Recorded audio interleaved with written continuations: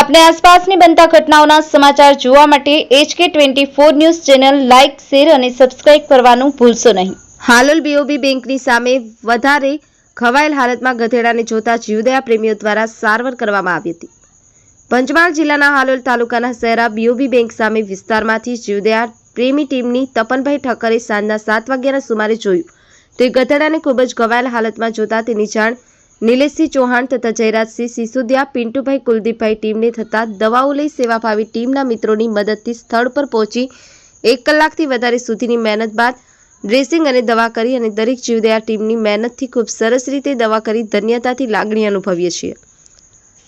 ખાસ નોંધ કે તમારી આજુબાજુ જો કોઈ મૂંગા પ્રાણીને તમે ઘાયલ અવસ્થામાં જુઓ છો અથવા કોઈ કારણોસર અકસ્માત થયો હોય છે તો આ પ્રાણીઓ પક્ષીઓની જો તમે સારવાર ના કરી શકતા હોય તો આજુબાજુના જીવદયા પ્રેમીઓને જાણ કરી એક મૂંગા જીવ સારવાર અપાવી અને તેનું દર્દ ઓછો કરી શકો છો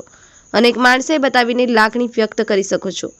સંવાદદાતા અલ્પેશ રાઠોડ, HK24 ન્યૂઝ, પંચમહાલ।